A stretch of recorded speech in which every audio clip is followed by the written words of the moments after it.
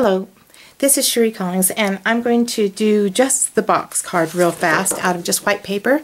So, because I was going to put on a few tutorials of box cards that I had made, and I realized at the beginning of my cards it was very confusing, and it was just, when it's out of pattern paper, it's just harder to see. And they're a cute box, and they're just darling, but these are the first measurements of it. And anyway, it makes a 6-inch box, long box, by 1 inch tall and 1 inch wide. So you can put like hugs in it, or a candy bar, or fill it full of Reese's Pieces, or I just found it to be a better size. And I wish I knew where I'd seen the very first of this box card. It was different dimensions, and I changed these dimensions to fit what I needed. So, and I wish I could give the woman credit, because it was like on Stampers, no, it was Stamp-Co, I don't remember now. I go a million places looking at different things, and I should have really, I'm pretty good to write it down, but this time I wasn't. So anyway, I take my, and you can just use a regular piece of paper. It doesn't have to be a 12 by 12, and I cut it 9 inches.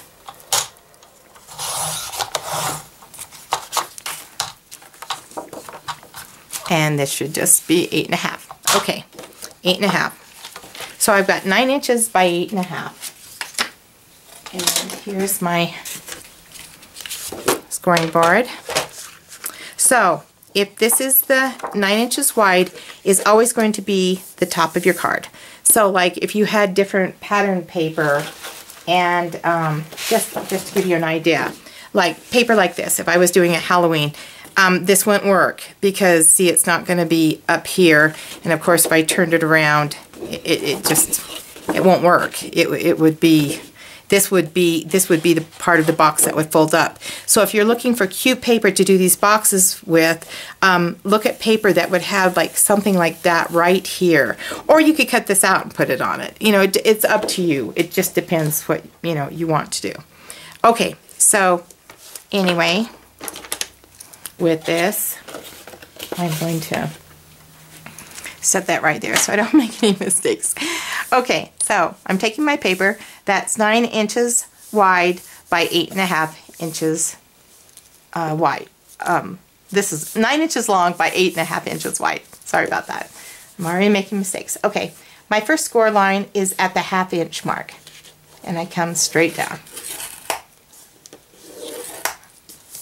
And then my next score line is at 3/4. And then I make one at 1.5 inches.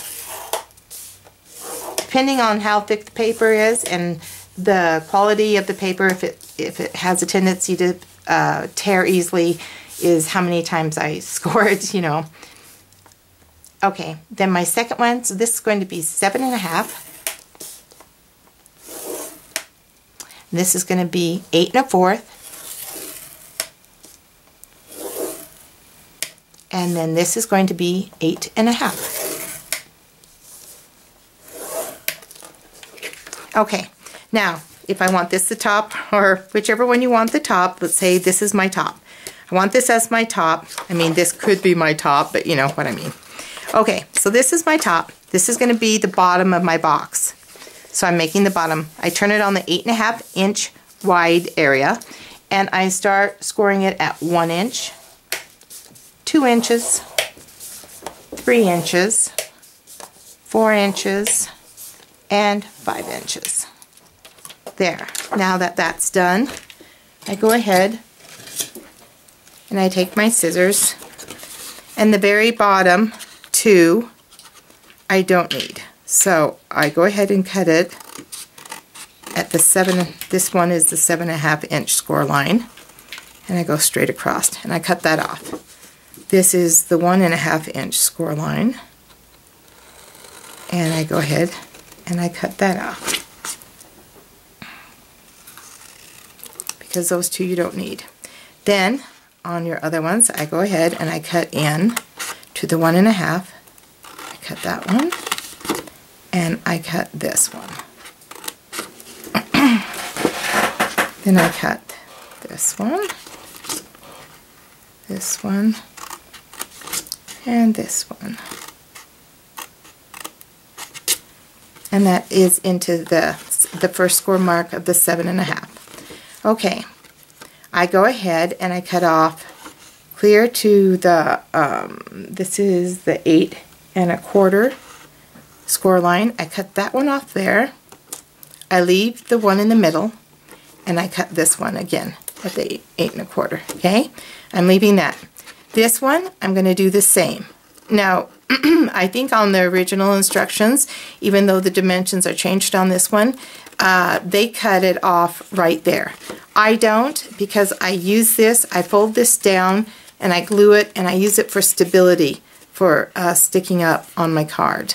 And in fact, I glue another piece of paper that is 4 inches by 6 inches, and it goes on the back, and that's usually my sentiment.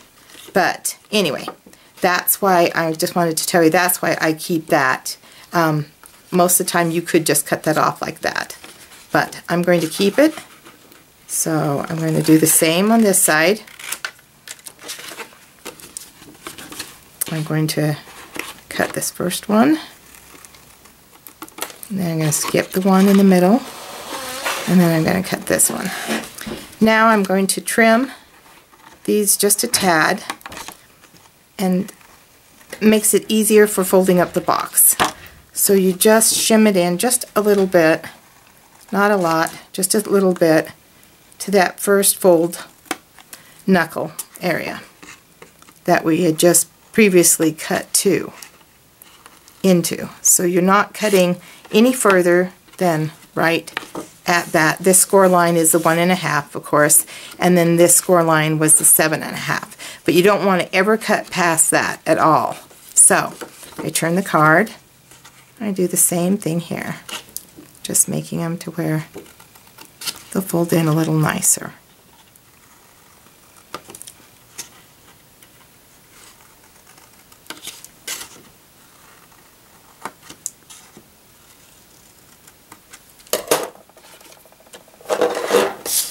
Okay, now that I have that done, I go ahead and I crease these. I'm just going to grab any glue right now, and I go ahead and I glue, like I said, these down now. I have before on different cards went ahead and punched these and made them really decorative, and then put a piece of paper back in here, and this is the back of my card, but put a piece of paper back here, and then folded these down right here so you could see the decorative paper behind it.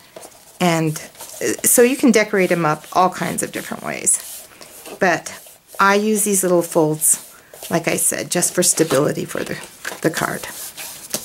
Okay. Then I go ahead and on the very, very first one, or your number 5 one, I go ahead and just put my glue there. And I just stay within there, get it in the corners, and put it up there. Then I go ahead and I put a little crease here all the way, little crease, little crease. And it just folds together really easily. You make sure you're even. Sometimes you can put it on a flat surface like this and make sure. And I go ahead and I take a bone folder and I make sure. And my bone folder is messy from last night doing my card. But anyway, and I go ahead and make sure that that's down really well and that it's stuck down. I should have used a different glue. I usually don't use this glue. I just grabbed it real fast to do this. I use a stronger glue for this area. Then I go ahead and I fold these two in like this, and then this one folds at that very first score line, and it just tucks in like that. And I glue this one solid in. And I always just have this end to where it can open up, and I'll put a piece of tape on it. But see, this is the same thing after you fill it up. And Hugs and Kisses, like I said, fit in this well. M&M's, it takes more than a bag to fill it, but the bigger, the bigger bags that they used to make, the giant, not the huge ones, but the giant, and but it'll take bigger than that. And you'd be surprised how many little things you can get in here. And you could adjust your box length, you know what I mean? You could go ahead and make this, these bigger in here. I did take this down, but you could have this, you could do it out of a 12 by 12 and increase the size by longer than 8.5. You could definitely change it to be a bigger box or do whatever you want to do. If you want these measurements, like I said, the first score line is at 1/2 inch, and then 3/4, and then 1.5 inches, and then 1.5 inches, 7.5 for the other side, and then 8 1/4, and then 8.5, and then you turn it, and then you just do 1 inch, 1 inch, 1 inch, 1 inch, and 1 inch, all the way up to 5 inches. And then this will be the front of your card. And I go ahead, this right here measures 6 inches by 4, and I go ahead and, that is 4, no, it's 4.5, sorry about that, 4.5 inches. I go ahead and cut a piece of paper, and I put it back in here. See, this is a card that I'm just about to do a tutorial on, that I've just finished. But, see, and I like the box area because I like detailed cards that are three-dimensional and come out. But, so I can go ahead and I can put all the stuff on that lip that I need to put there. But, and then I decorate the back and I make the stability of the card. See, it goes ahead and it just gives it that extra.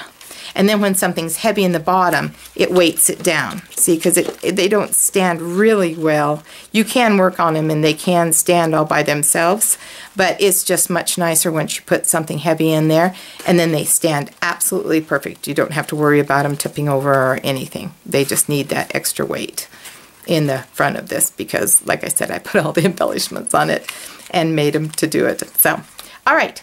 I'm going to put this other card out there right now, but I just thought I would clear it up, and this is my box card, and I got it from a stamping club. A woman did it with different dimensions, but I thought it was an amazing idea because you can put treats in these for kids, women, people, no, everybody. I did one for my girlfriend, and she really enjoyed chocolates, and I stuffed it full of Dove chocolates. I could fit 2 Dove chocolates side by side and stuff all the way in here, and I think it did five of them, so it was like 10 little chocolates, I think. Maybe it's 8, but I think it's 10. And Hugs and Kisses fit in here well for doing like Hugs and Kisses for Valentine's Day. There's just endless little things. You could put tiny little candy bars in this for Halloween, and it fills up and it's a nice little treat. But, okay, thank you very much for watching, and I hope you enjoy it, and I hope you'll make some of these box cards because they are a lot of fun and they're fun to get. Okay, thank you very much. Bye-bye.